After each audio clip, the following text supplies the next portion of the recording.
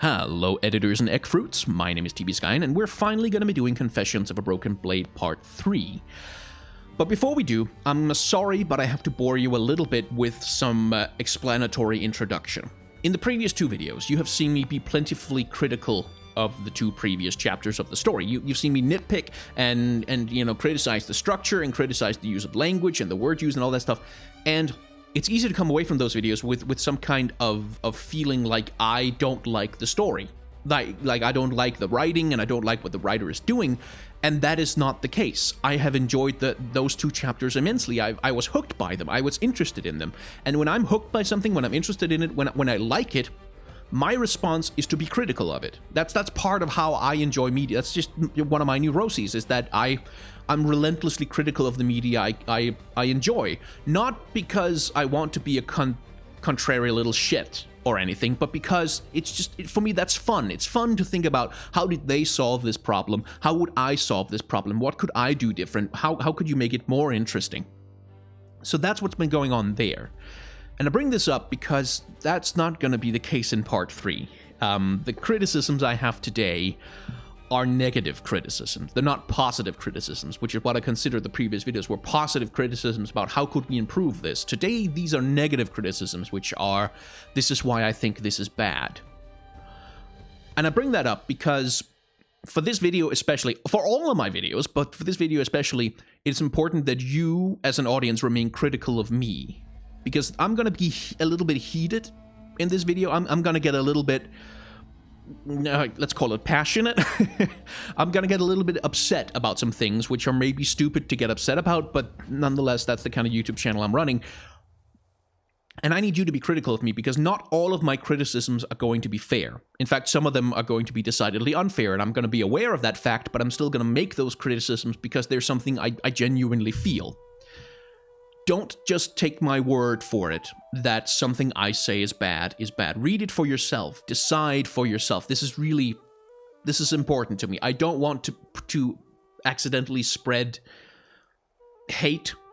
I really don't want it to be a thing of someone watches my video and then they come away with an impression that, oh, that's shit and you shouldn't like it. No. I have some biases that you should be critical of. And one of those unfair criticisms is going to come up right now. This is Confessions of a Broken Blade Part 3, and there's not going to be a Part 4.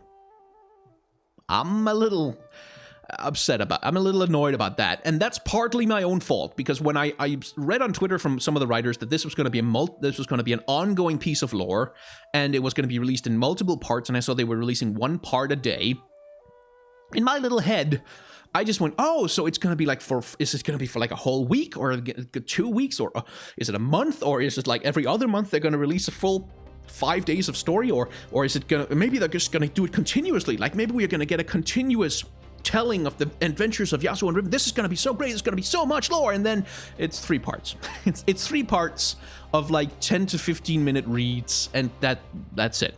And that makes sense, because this felt a lot like a test balloon at the start of it. It felt like we're going to try this and see if it works, and then maybe if it works, we're going to do more of it, which I hope for, but still, I'm going to have an unfair criticism here and say, really? Really? That really 3? That's all you...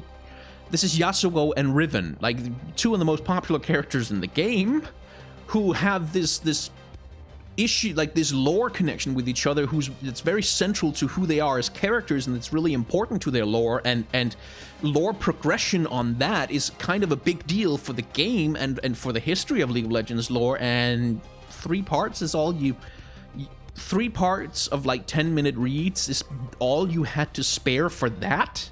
And I know it's not like they finished the stories or anything, but really? That's all you wanted to give us? And I know that's not a fair criticism, because I'm the one who got overexcited at the start. I'm the one who had an unreasonable expectation at the start. But still, 3 parts. That's all we get. Okay, but...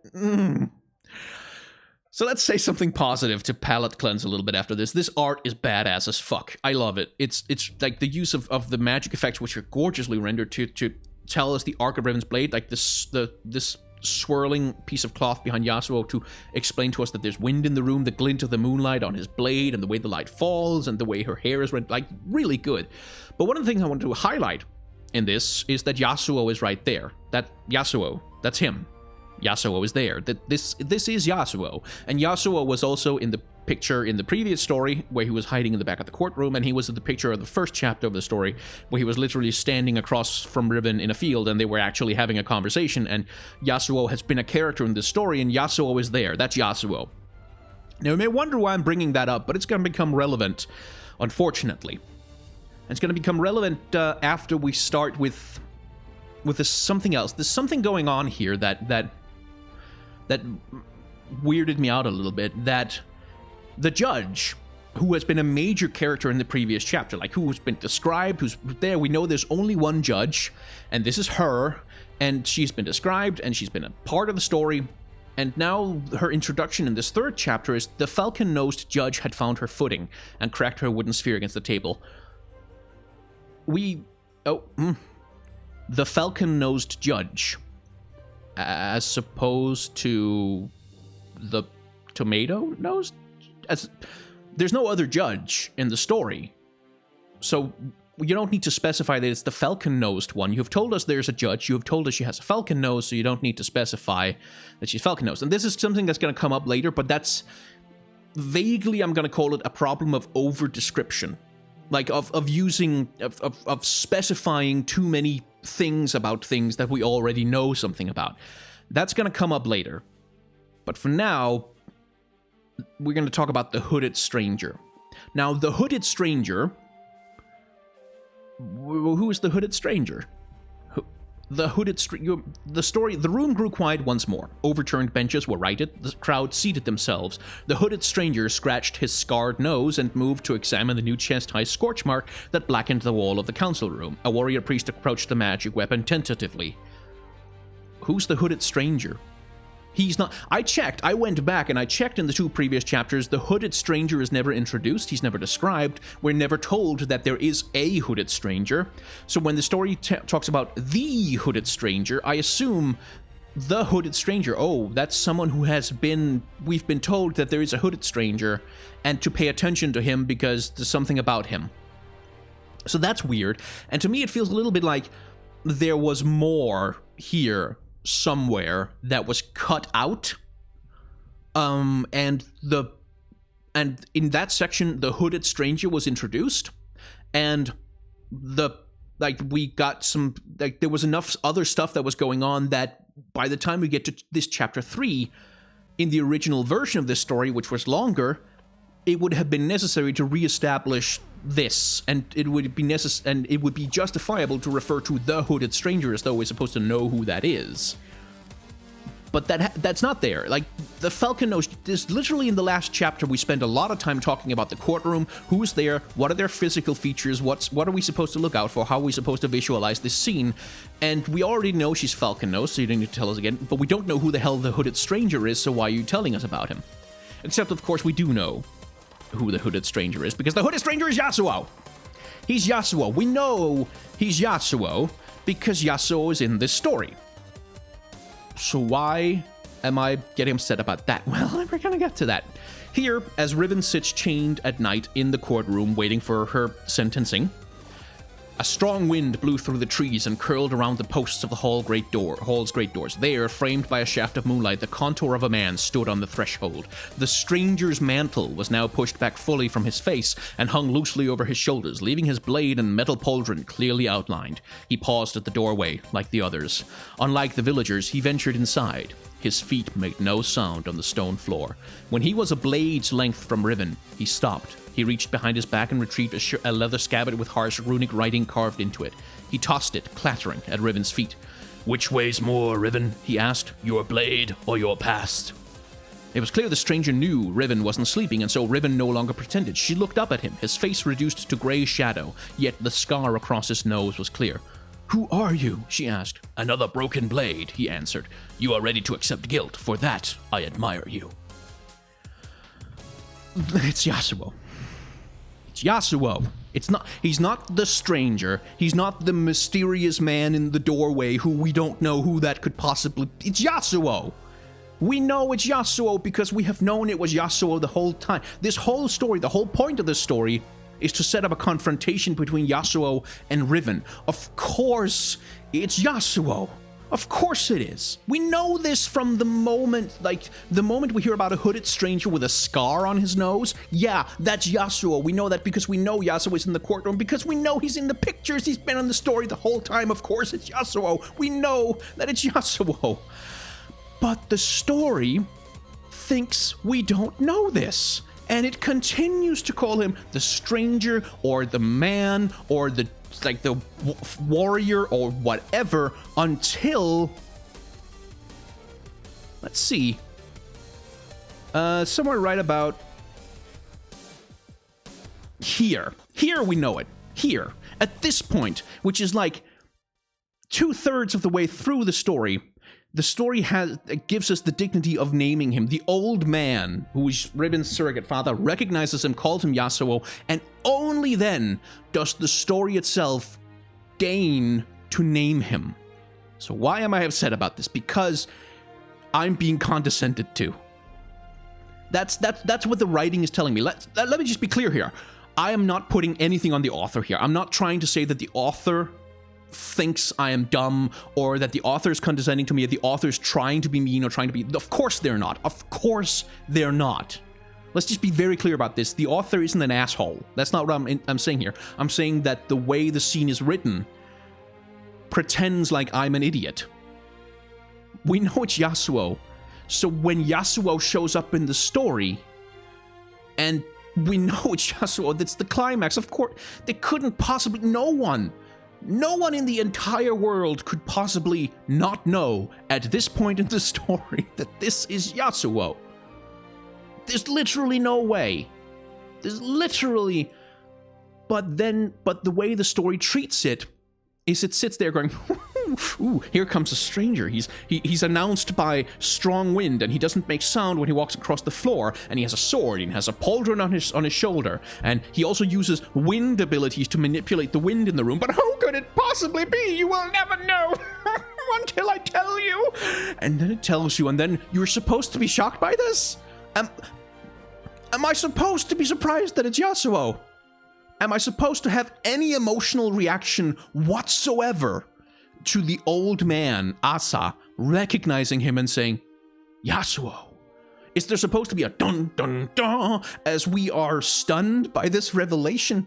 No, because we know that it's Yasuo, but the story persists in calling him, the stranger, and giving him mysterious scenes where he's hidden in shadow and framed by moonlight, and we don't know who could possibly be. But it's Yasuo. And this is what I meant when I spent some time at the start of this story telling you that I was going to have some emotional reactions that might not be entirely fair, because I can completely see that the story is primarily, not entirely, but primarily told from Riven's perspective, and Riven doesn't know who Yasuo is. Riven doesn't know him, and therefore the story assumes her perspective and pretends not to know him. But you can only play that gambit if you have not spent the entirety of the previous 2 chapters of the story telling your audience that, of course, this is fucking Yasuo. If they had never... if this was the first time Yasuo appeared in the story at all, then I feel like it would be justified. Then I would have been kind of okay with it, because if he hadn't been in the pictures, if we hadn't known that this was a Riven and Yasuo story, if we had, if there had been at least some vague pretension to attempt to make Yasuo's appearance in this story any kind of a twist, any kind of a surprise, but it's not.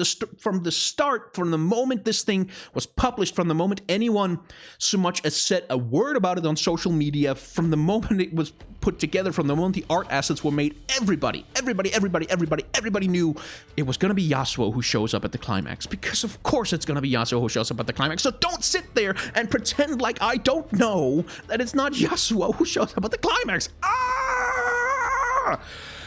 Oh, I And I know it's ridiculous to get so heated about that, but it's, like I said, this really hurts my enjoyment of the story, because whether the author intends it or not, and they don't, that feels condescending. That feels tremendously, tremendously condescending to me, to pretend like I don't know who this is.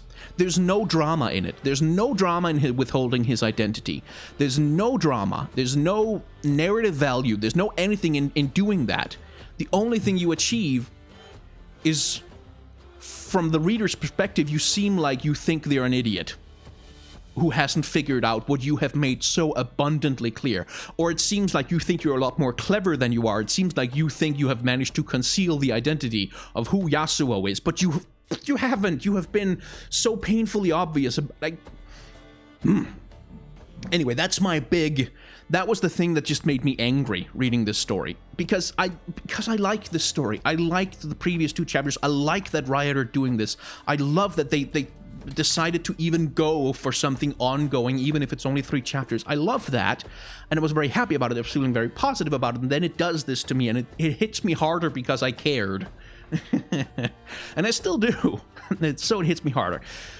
Oh god, we're 16 minutes into this video, and I've barely covered anything. Okay, so let's put that aside for now, that it's obviously Yasuo, and talk about some other stuff that's going on. This climax suffers somewhat from purple prose, which I have marked in purple.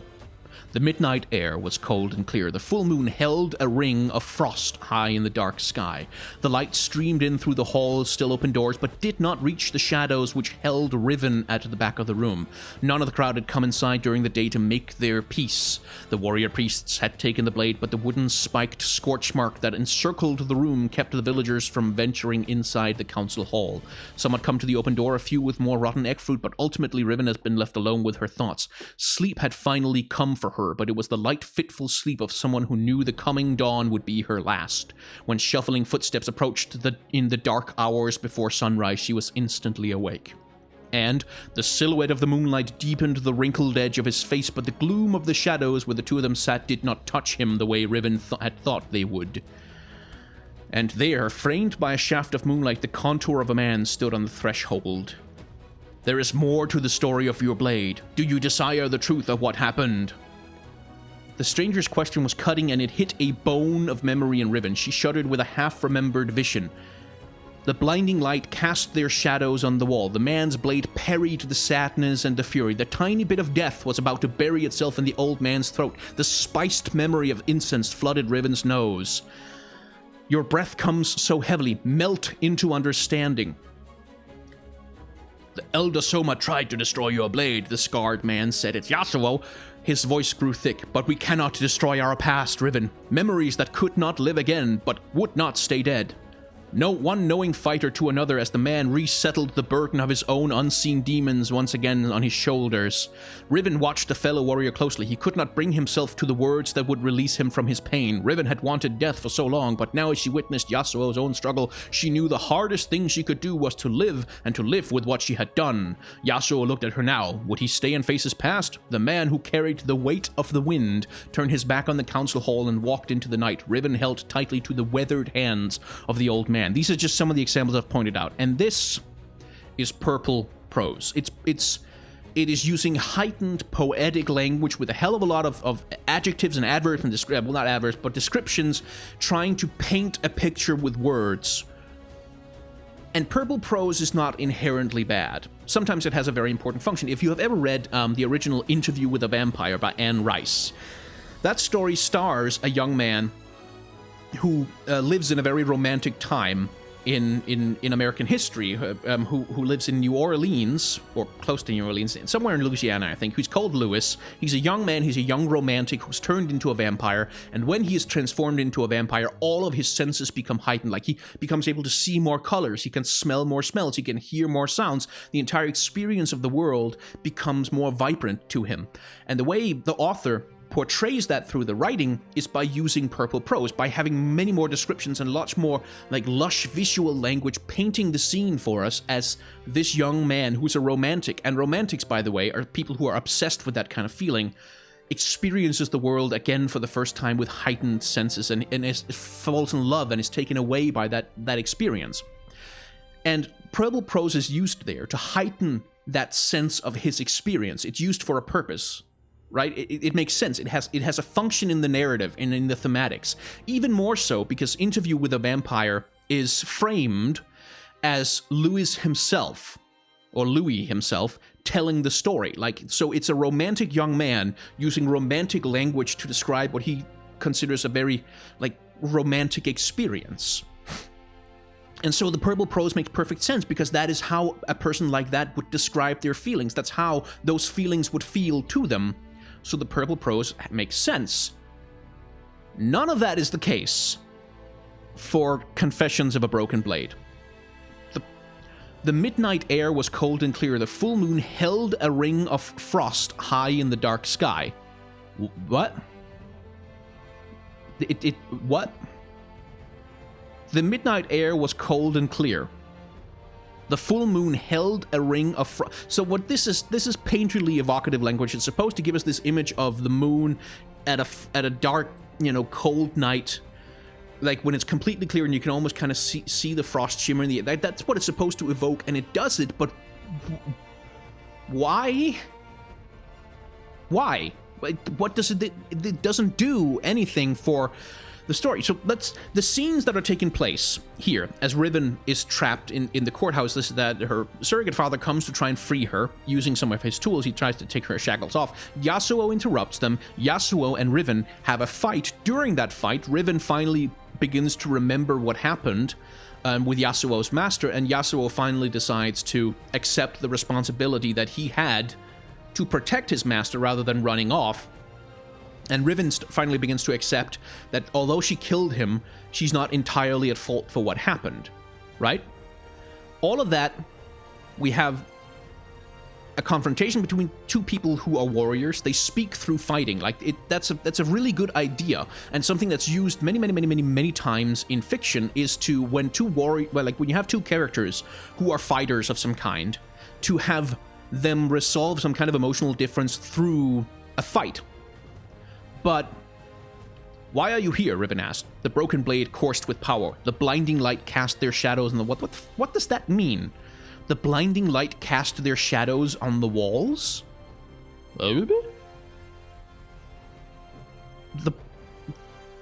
Was the light blinding so that they couldn't see? Or, like, if it's blinding, then they can't see. So how can she see it with the blade? How bright is this blade? Because it's not that bright, right? Clearly the moon is brighter than the... So, I'm frustrated, you can tell, right? So it's not... Blinding light cast their shadows on the... So their shadows, two people, that means... Okay, so that means there refers to Riven and Yasuo. But if the light is blinding, they can't see the shadows. Anyway, that's beside the point. The broken blade coursed with power. I heard you wanted to die, the stranger smiled. I heard you wanted to die, he smiled. Yeah, okay, fine, whatever. The ghosts that haunted her had returned in full force, and Riven swung wildly at them now. The man's blade parried the sadness and the fury. It infuriated her and centered her back in the present. They danced around each other. The air hummed and crackled at each block and thrust. The man's blade parried the sadness and the fury. Okay, but that's not what's happening right now. What's happening right now is that Yasuo and Riven are having a badass fight scene.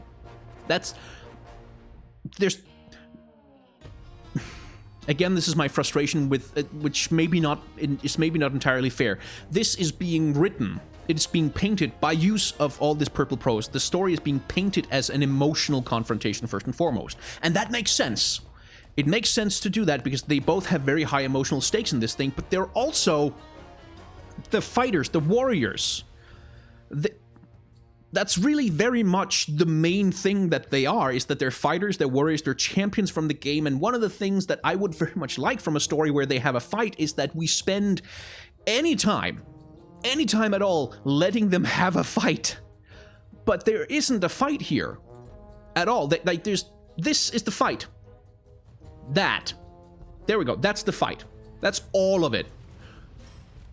The whole thing is that.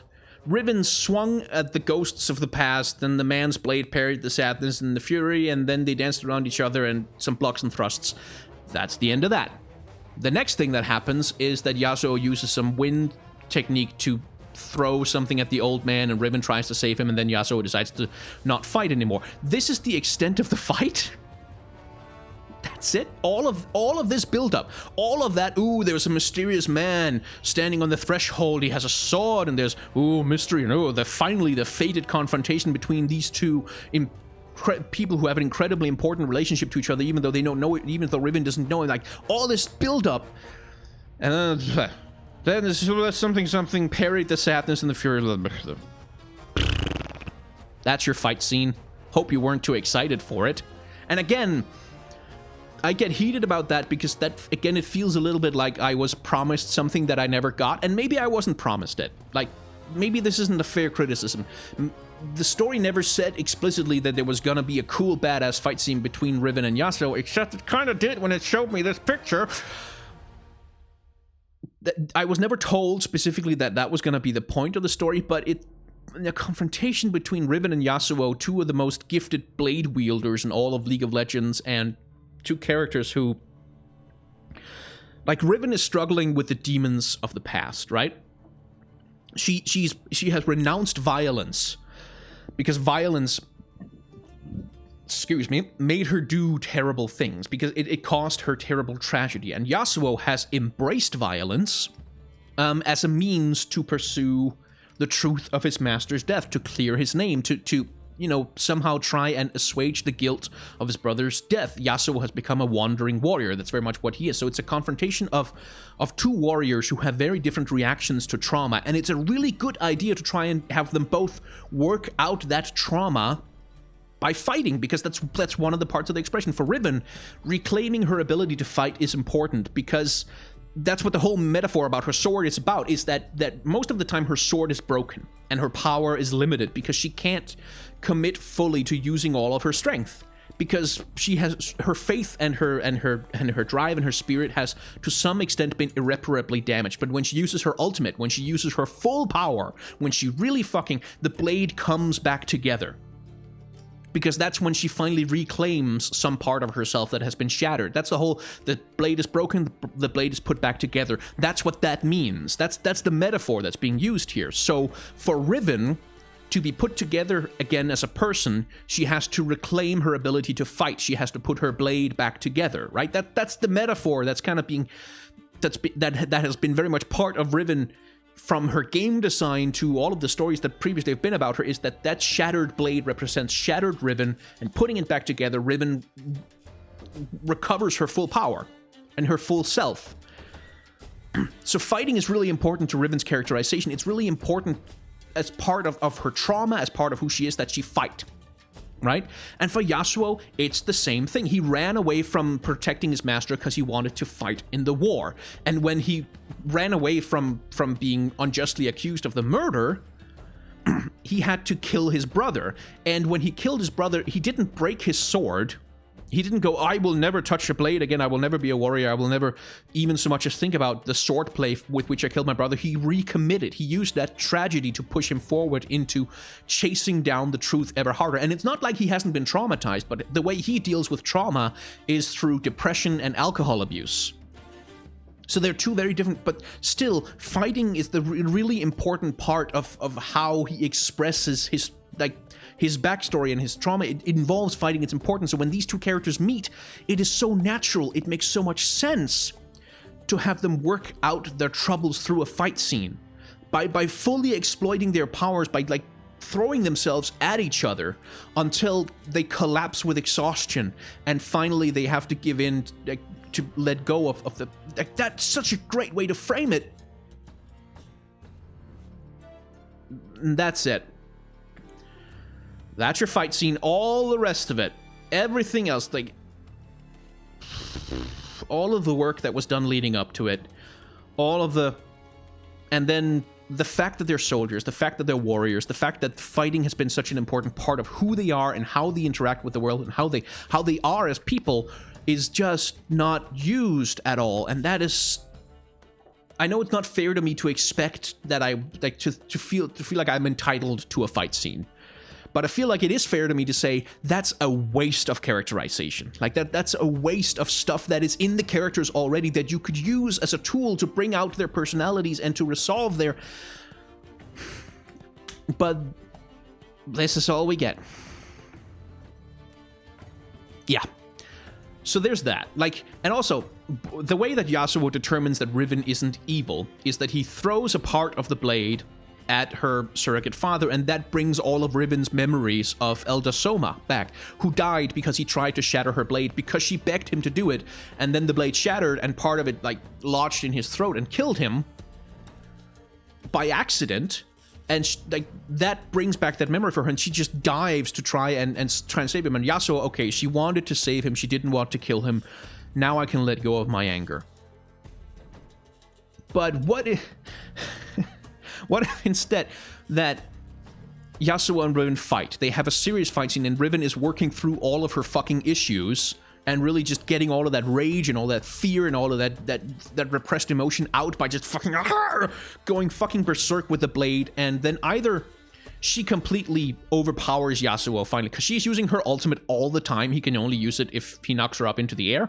So of course she would win that fight, and then she has him on the floor, and then she doesn't kill him because she doesn't want to kill anyone, because she's traumatized by death. That would have been a great way to resolve it. Or the other way around, that Yasuo, because Riven is completely fucking out of control and can't actually apply her fighting skills because she's emotionally completely devastated, he easily overpowers her. He has her at his mercy, and then she kind of leans into the blade because she wants him to kill her because she's so consumed by the guilt of what she has done. And that's when Yasuo decides that no, killing her won't help, because she's every bit as tortured as I am. Like, those two would have been fantastic characterization moments for them, but instead it's he uses wind magic to throw a thing at a guy, and then Riven is like, no, and that's it. I hate being negative. I hate it. I hate this so much, because I'm still really happy that they did this, that Riot did this. I have a lot of frustrations. I have a lot of things that pissed me off and that bothered me, and you can see by all the freaking things I've highlighted that I want to nitpick and I want to get it, and you did it wrong. All of that stuff is there, but I'm also really glad that they did it. I'm glad the story exists. I'm glad they finally gave Yasuo and Riven some lore progression. This is a good thing. I just... You could have just given us a proper fight scene. You could have just trusted us to understand that it is Yasuo. You could have not used so much purple prose. Like this melt, like, it is true. The stranger joined them, picking up the splinter of the blade. Riven watched some of his anger melt into understanding. You are lucky your breath comes so heavily. We cannot... Elder Soma tried to destroy your blade, but we cannot destroy our pasts. Memories that could not live again, but would not stay dead. All of this purple prose would be appropriate in a different story. It probably. But here, it just, for me, it feels clunky. For me, it feels like there's way too much language expended. Riven watched one knowing fighter to another as the man resettled the burden of his own unseen demons once again on his shoulders. And by the way, they've just had Yasuo has just forgiven her for causing the death of Elder Soma. Yasuo, they've just had a whole fight to resolve this, to progress a little bit more past their burdens. But at the end of the story, it seems to have had no effect whatsoever on Yasuo. Riven has progressed, Riven has changed, Riven has reclaimed some of who she was, but Riven watched the fellow warrior closely. He could not bring himself to the words that would release him from his pain. He could not bring himself to the words that would release him from his pain. He could not make himself say it. He could not make himself... You could make this so much shorter and say the same thing. Riven had wanted death for so long, but now as she witnessed Yasuo's own struggle, she knew the hardest thing she could do was to live, and live with what she had done. Yasuo looked at her now. Would he stay and face his past? No, he won't stay and face his past, because despite finally having found some closure about the thing that caused all of the shit to go wrong in his life, Yasuo seems to have not changed at all. Yasuo seems to have not changed. And that is also a thing that bothers me, because if there was going to be no change with Yasuo whatsoever, like if he was not going to have some kind of character progression, then why is he here? Was this all for Riven's benefit? Because there are two people in the story and they both have a really, really strong connection to what's going on here. But, yeah. The ghosts she carried did not melt away with a pronouncement. Riven looked to them as they mixed freely with the living and surprised. Yeah, by the way, I want to do something positive. This is actually quite... I still think the purple prose that's used to frame it is not a good idea. But this is quite good. At the end of the story, as Riven feels like she might have a chance to be accepted by this community in time and to live with her new surrogate family, the ghosts that have been haunting her, like those visions of the past, are now no longer they no longer haunt her. They're there, they're present in her life, but they're not like a debilitating horror that she's fleeing from. And that's as an emotional resolution to Riven, that's really good. I like that. I like that a lot. Like to use that image of the ghosts continuous, like they're in the first chapter, they're in the second chapter, and here they're in the third chapter a couple of times, and then finally recontextualize them into something that is positive or at least neutral. That's really good. That's a really good way to resolve things. But over description. That's the last thing. It's gonna be a fucking long video. Over description is the last thing I want to touch on. Over description is a thing where we touched on it at the start, where we have the falcon-nosed judge. Like, we don't need the... you've already told us she's falcon-nosed, you don't need to tell us again. And it also... the villagers left quietly. The last to leave was the old couple. Riven knew this because she heard Shava whisper in her country voice to the old man, though the emotion made the words unclear. When she heard their aged feet finally shuffle over the threshold, Riven at last looked up. The old couple shuffle over to her. The old couple and their aged... like, why do you tell us that they're old twice? That is weird to me. And that comes up again. The old man shuffled to a dark corner to wait in the shadows. What? Yes, but if the corner is dark, what? Of course, there's shadows in the corner if the corner is dark. Either say he shuffled to a corner to wait in the shadows, or say he shuffled to a dark corner. But what? If the corner is dark, then it has shadows. So why do you tell us twice? And also, Riven bowed her head again in the practiced pose of sleep. Practiced. I must have missed the part of this story where Riven was practicing how to pose as though she's sleeping. And this is something that happens... he was breathing hard through gritted teeth. Just say he was breathing hard through his teeth. Because if... and by the way, if he's breathing hard through his teeth, then how is he saying, I came here to kill my master's murderer, I came here to I came here to kill my master's murderer, I came here to kill her. You can't say that through gritted teeth, so it... And also, the tiny bit of death was about to bury itself in the old man's throat. It's just say that it's... The metal was about to bury itself in the old man's throat. The spiced memory of incense. A spiced memory?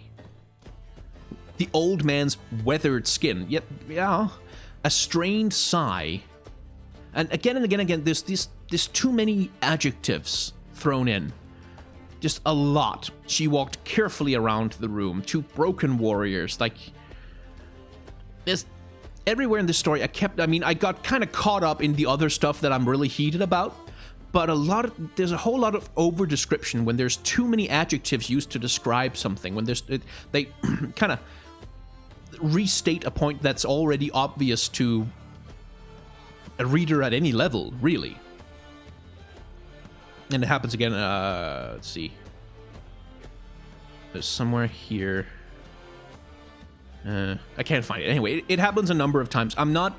That's a minor nitpick, and that's not a big negative thing, which is why I don't sound so angry when I'm talking about it. That's more in line with the criticisms I have for the previous two chapters, where sometimes it's like you could use less language. You could describe. You could spend less time restating things that you have already told us.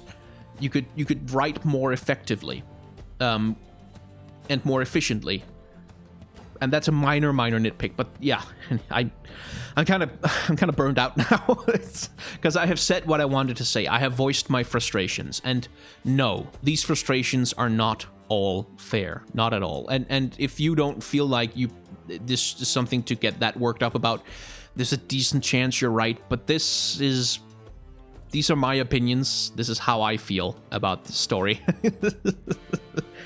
I did not like making this video. I don't like getting upset and annoyed. And, like, because writing is hard. It is hard. And it's really hard to do on a timer. And I assume that there must have been a pretty strict timer with these things. And I don't know how many editors Riot has right now. I don't know how many feedback rounds they go through on their stories. I don't know, like, how much support there is for the writers in like getting this shit edited. Because I'm not angry with the writer. I really want to make that clear. They haven't done anything wrong. They just wrote a story the best they could. And then I'm here being the asshole who's gonna shout at them, they did everything wrong, blah, blah, blah. I'm if you want to call anyone an asshole in this situation, it's me, okay? Just want to be clear about that. But yeah, my name's been TBSkyen. You can support me on Patreon if you're so inclined. You can vote on topics for future videos. So if you would like me to never ever go off on a rant like this again, on Patreon you have a chance to make that happen if you support at any level, like $1, whatever. You get to vote, and you can also earn credits towards art commissions from me, where I will draw you pictures, like for your social media or whatever. If that's a thing you want to do, you should feel very free. You're also going to go on the list here at the end of the videos, scrolling with a thank you from me. Yeah, my name has been TBSkyen. I'm not sure I liked making this video, but I hope you enjoyed watching it somewhat. Thank you very much for watching. I'll see you in the next video.